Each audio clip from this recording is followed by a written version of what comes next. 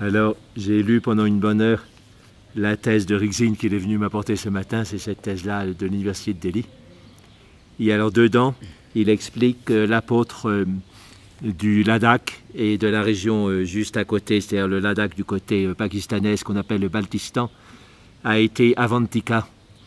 Et alors Avantika, c'était peut-être un disciple direct du Bouddha, mais plus probablement un émissaire envoyé par l'empereur Ashoka, comme il a envoyé 4 émissaires en Asie mineure et même un en Grèce, donc vers 230 avant Jésus-Christ. Et donc, pourquoi je vous parle d'Avantika maintenant? Parce que c'est Madhya Avantika. Et Madhya, donc ça veut dire le milieu, mais ça veut dire aussi midi, hein, c'est la même racine que midi en français. Et Avantika, ça veut dire celui qui a eu la réalisation à l'heure de midi. Et je vais finir comme les curés de campagne à la fin de leur sermon en disant « c'est ce que je vous souhaite ». La réalisation à l'heure de midi. C'est ce que je vous souhaite. Mais ça a un sens aussi yogique, parce que Madhya, c'est l'axe central, et donc celui qui est le yogi qui a eu la réalisation en faisant entrer l'énergie dans l'axe central. Ça peut tout à fait être ce sens. Et j'avais demandé à un Rinpoche qui est devenu ensuite le premier ministre des Tibétains en exil, Samsong Rinpoche, à l'Institut d'études tibétaines avancées à Sarnath. Je lui avais demandé si le Madhyamika de Nagarjuna, ça voulait dire aussi qu'il fallait faire passer l'énergie par l'axe central, qui était Madhya aussi. Alors il m'a regardé avec l'air vide, comme il se doit pour quelqu'un qui parle de Nagarjuna, qui est la doctrine de la vacuité, et il m'a dit « évidemment ». Pour moi, ce n'était pas évident. Pour lui, c'était évident. Donc, je vous transmets cette évidence. Et donc, quand on parle de Madhya, c'est aussi l'énergie dans l'axe central. Donc, on va travailler sur l'axe central maintenant, mais de façon un peu différente, c'est-à-dire en descendant et en faisant descendre l'énergie de lumière à travers l'axe central et puis ensuite à travers tout le corps, comme un canal principal d'irrigation qui se répand dans toutes les directions, ou même comme les nerfs qui viennent de la moelle épinière, puis qui se répandent dans toutes les directions. Et donc, on va reprendre la méditation de Vajrasattva que décrivait Dilgo Khyentse ce matin.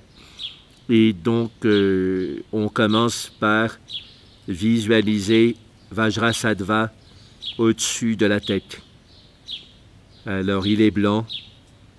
Et il y a beaucoup de détails dans Vajrasattva, mais on va en isoler 2.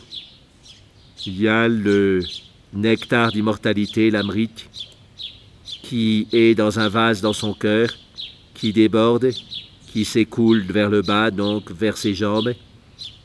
Et il y a un détail qui est intéressant. Ils disent que le petit doigt de pied droit est en contact avec le sommet de la tête, et à partir de là, le nectar d'immortalité se répand dans le corps. Donc, on pourrait dire pourquoi le petit doigt de pied droit. En visualisant le petit doigt de pied droit de Vajrasattva, on sent son propre petit doigt de pied droit. Et c'est en acupuncture, c'est la base d'un méridien yang, je pense vésicule biliaire, je ne suis plus très sûr, qui remonte vers la tête en passant par le dos et l'extérieur de la jambe. Et donc, Ça nous donne de l'énergie pour redresser le dos et donc avoir une meilleure méditation où on a la possibilité d'observer son mental plus de l'extérieur.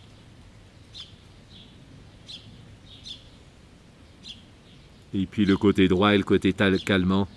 Donc quand on médite sur le petit doigt de pied droit de Vajrasattva, on éveille aussi son côté droit et donc on va faire une méditation plus paisible qui dérive moins vers l'anxiété, qui, comme vous le savez, est plutôt liée au côté gauche à cause des battements du cœur à gauche.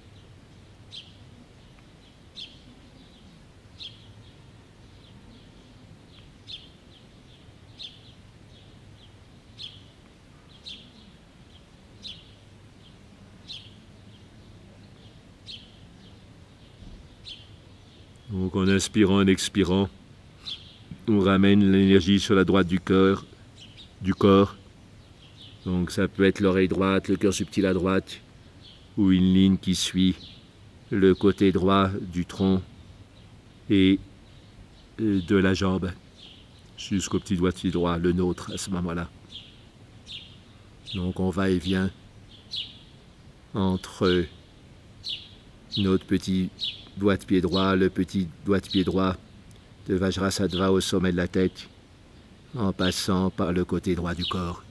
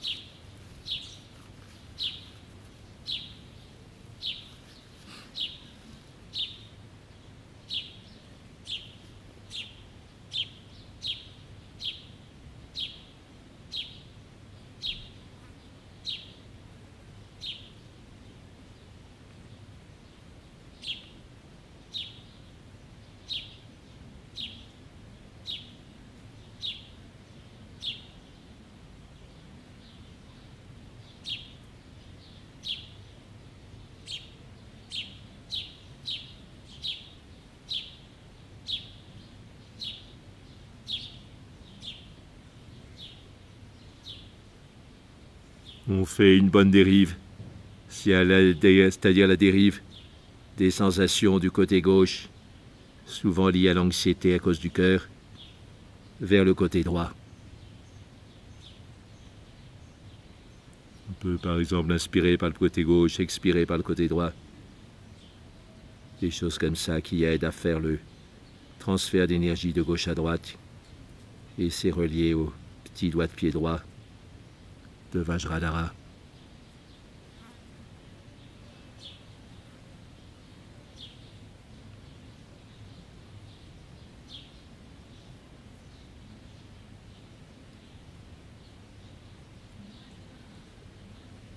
On mélange donc en quelque sorte l'énergie qui vient de la gauche du corps et l'énergie qui vient du petit doigt de pied droit au sommet de la tête pour renforcer le côté droit. On est assez à droite ou à droite pour aller à droite.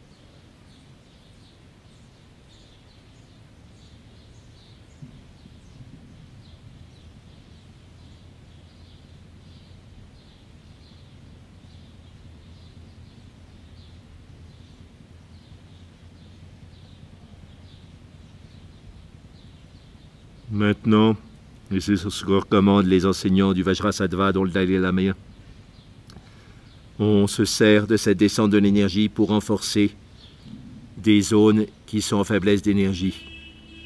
Il y en a une qui est très importante, c'est le cœur subtil à droite. Donc, on fait descendre l'énergie du sommet de la tête vers le cœur subtil à droite sur l'expiration. C'est comme si la pureté de la foudre, c'est ce que signifie Vajrasattva. Descendez dans notre cœur subtil à droite et le renforcer.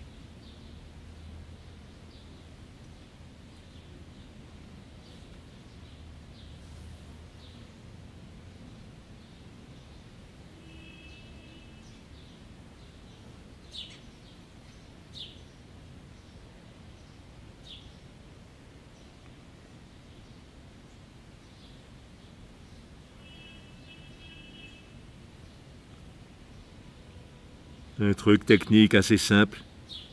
Pour renforcer le cœur subtil à droite, vous mettez la main droite sur le milieu de la cuisse droite, voire même un petit peu sur l'extérieur de la cuisse droite, mais au milieu. Il y a un lien réflexe entre la cuisse et la moitié du tronc, enfin la latéralité du tronc.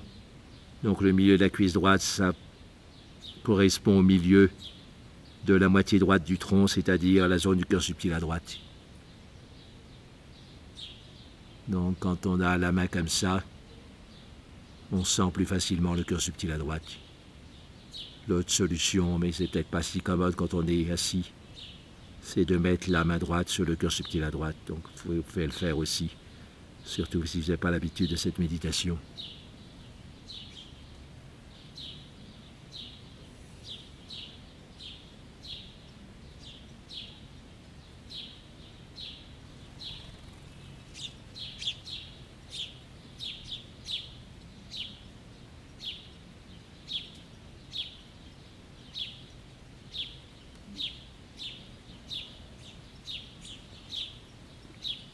Pour préciser la technique, on peut imaginer qu'on descend par l'axe central et quand on arrive au niveau du cœur, on prend le virage à droite.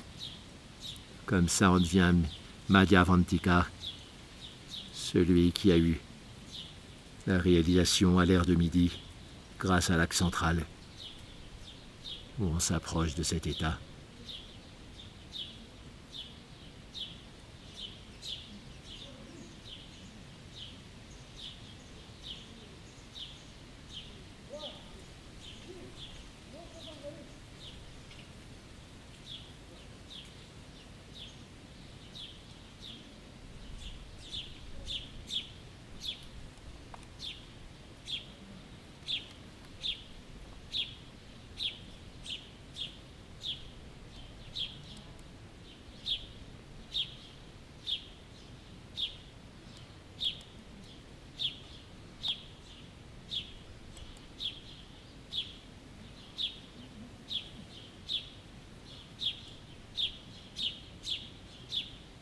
On continue à expédier l'énergie du sommet de la tête, là où il y a le petit doigt de pied droit, de Vajrasattva, jusqu'au cœur subtil à droite, en descendant dans l'axe central et en obliquant à droite quand on arrive au niveau du cœur.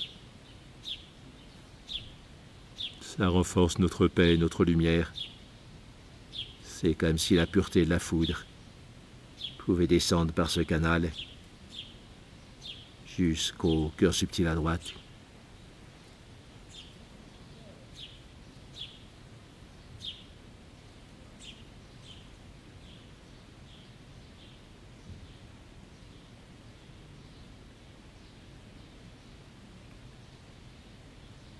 Quand on a stabilisé cette énergie dans le cœur subtil à droite, et ça peut prendre des années, on devient beaucoup plus capable de transmettre un message spirituel, comme l'a fait Madhyavantika quand il est venu au Ladakh et au Baltistan, qui est la partie pakistanaise du Ladakh.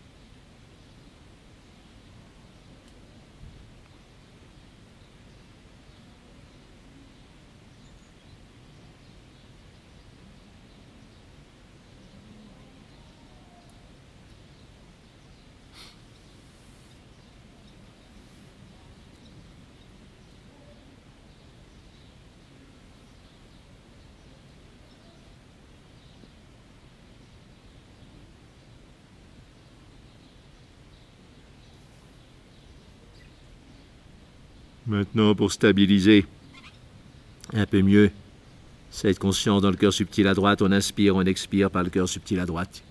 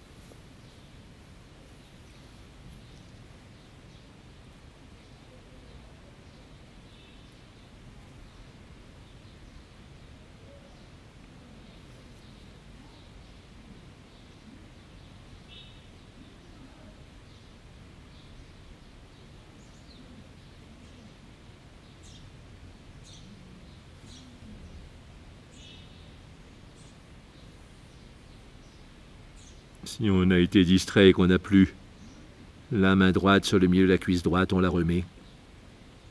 C'est une petite aide pour sentir mieux le cœur subtil à droite. Quant à la main gauche, elle peut rester en position habituelle, plus ou moins sur le giron, paume vers le haut.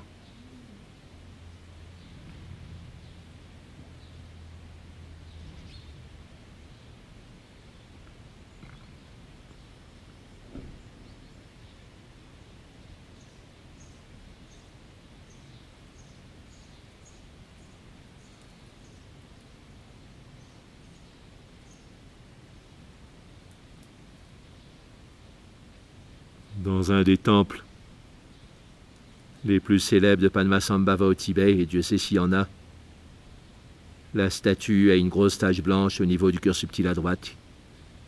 Et elle n'a aucune raison d'être là pour l'esthétique de la statue elle-même. Et c'est comme si l'artiste voulait dire, si vous voulez méditer quelque part, méditez là. C'est ce qu'on fait donc.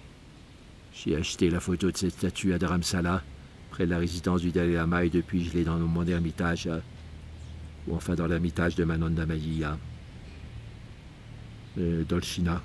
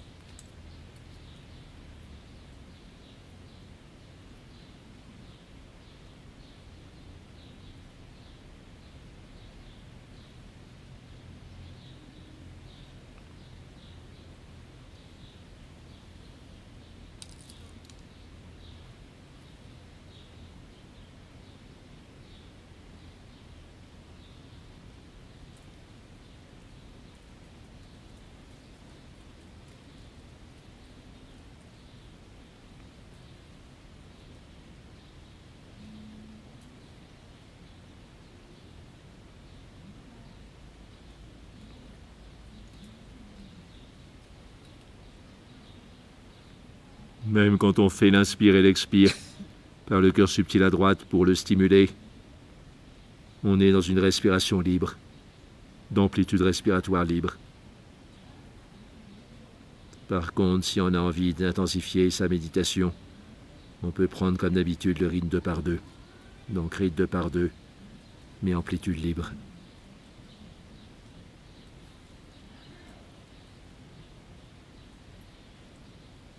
Deux battements de cœur sur l'inspire, 2 battements de cœur sur l'expire.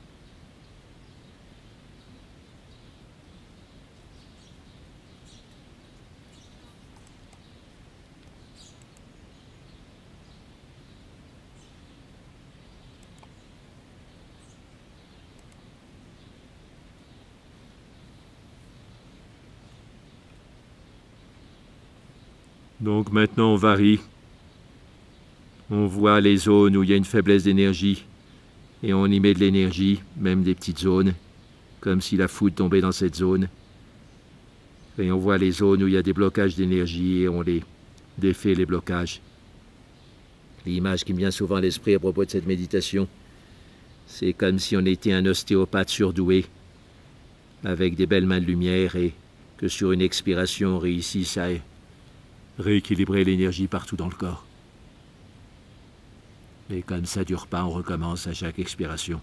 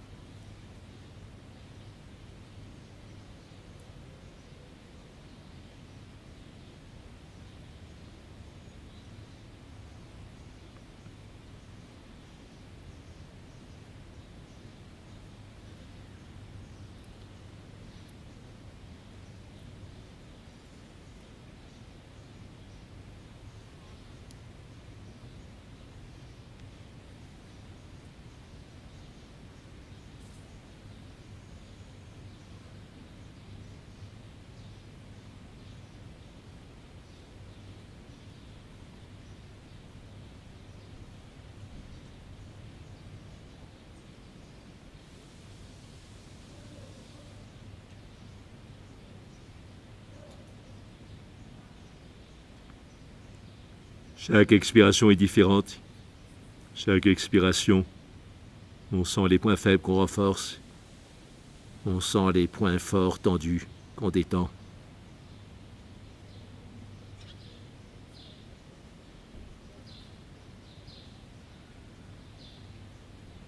C'est ce qui fait dire aux enseignants de Vajrasattva que quand on le fait, il faut le faire intelligemment. Pas mécaniquement, toujours la même descente. Toujours pareil.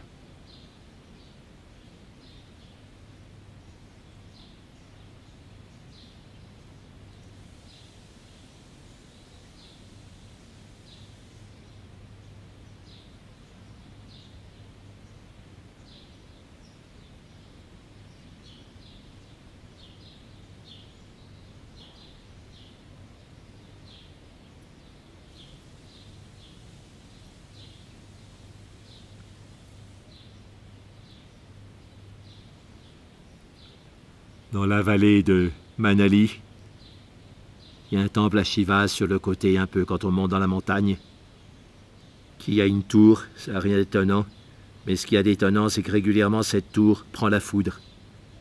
Et du coup, c'est un temple de Shiva. Les gens du coin l'ont appelé Bijlu Maharaj, c'est-à-dire le grand roi de la foudre. Et donc on s'arrange pour que les zones en faiblesse de notre corps prennent la foudre et se rechargent. La foudre descend du sommet de la tête comme le nectar d'immortalité envoyé par Vajrasattva. La pureté de la foudre.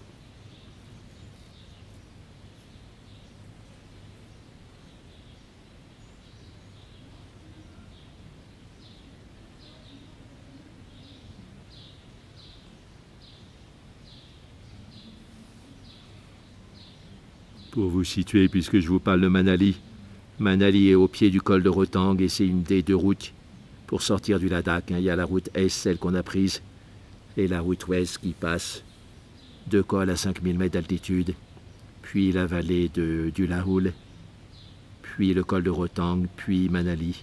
Et près de Manali, il y a Bijlu Maharaj, ce temple dont je viens de vous parler.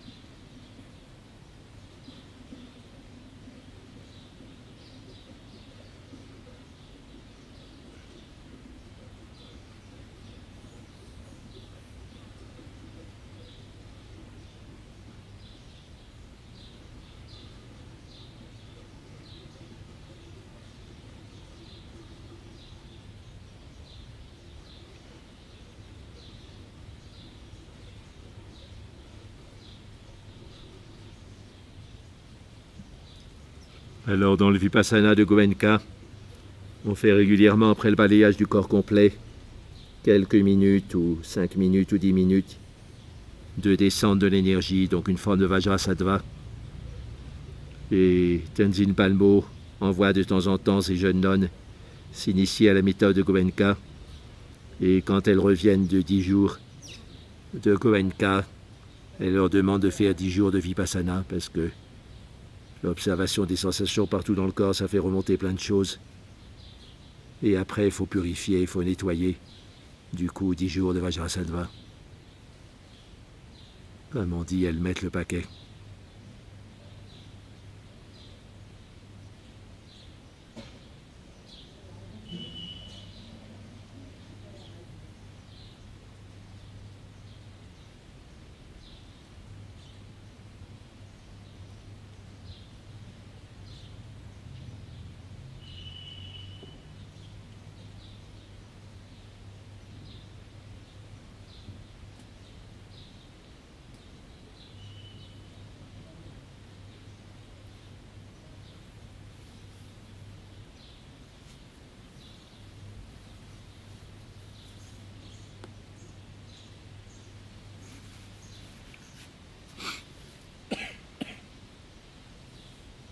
Maintenant, on imagine qu'il y a un gong qui est au-dessus de la tête. Sur l'inspiration, on monte le petit marteau pour frapper le gong.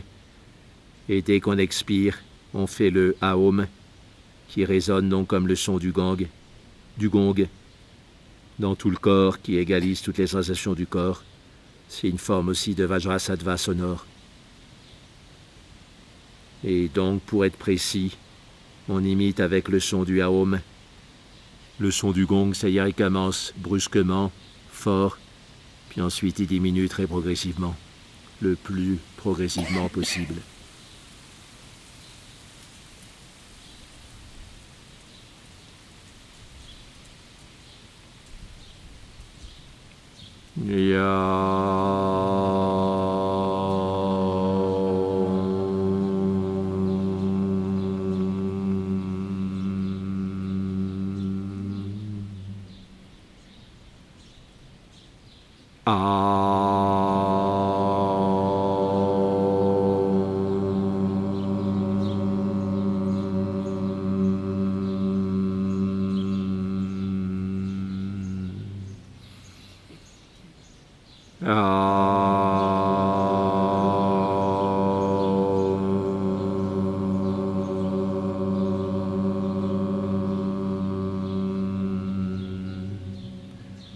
Sentez qu'on fait le même travail, mais cette fois-ci avec l'aide du son conscient.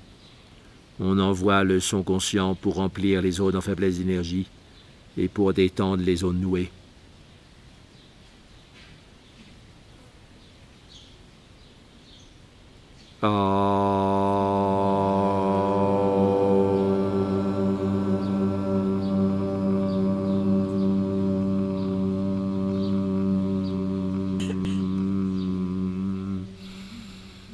On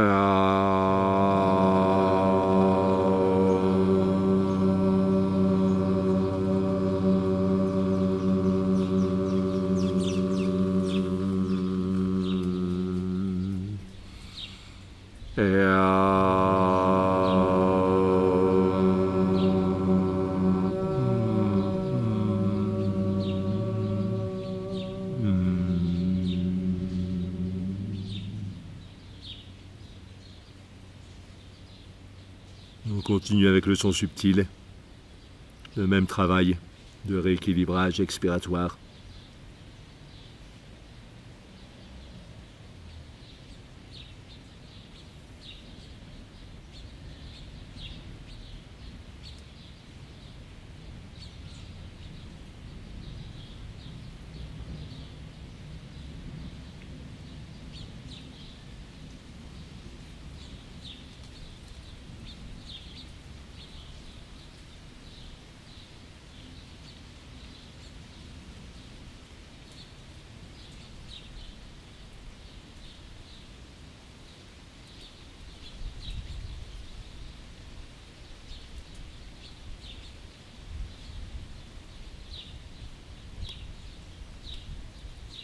Apprendre à aller vite quand on descend, avec le son lumineux dans le corps, vide pour remplir les zones en vide d'énergie, vide pour dénouer les zones nouées.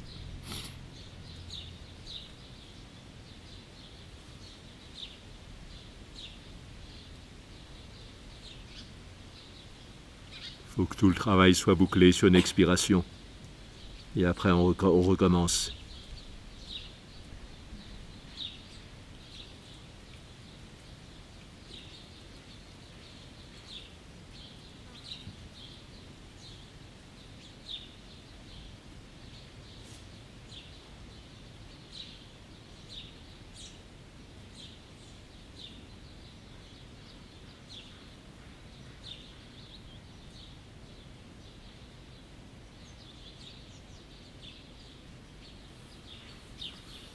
Quand on fait ce travail, on comprend mieux le sens de ce proverbe d'Asie du Sud.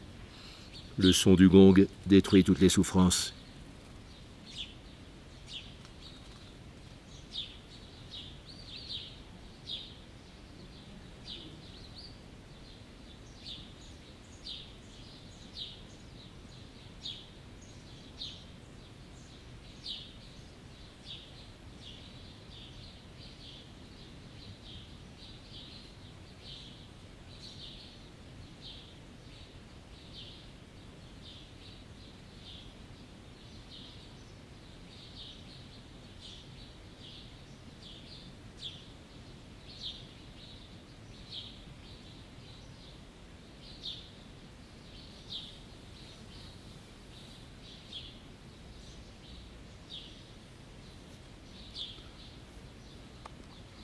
Bien, maintenant, on va passer aux échanges. Donc, j'ai déjà une information. J'ai demandé à Rigzin pourquoi il n'y avait pas de cymbales ou de trompettes ce matin à l'office. Et il m'a répondu simplement qu'il y en a dans ce monastère comme dans les autres, mais ils font ça simplement les jours de fête. Et aujourd'hui, c'est un jour pas de fête, donc c'est ni tambour ni trompette. Ouais, ni tambour ni trompette. Et je ne sais pas si vous avez remarqué, mais les moines, j'ai bien regardé, ils chantaient sans texte, tout par cœur. Ils ont quand même chanté pendant 1h15, tout par cœur.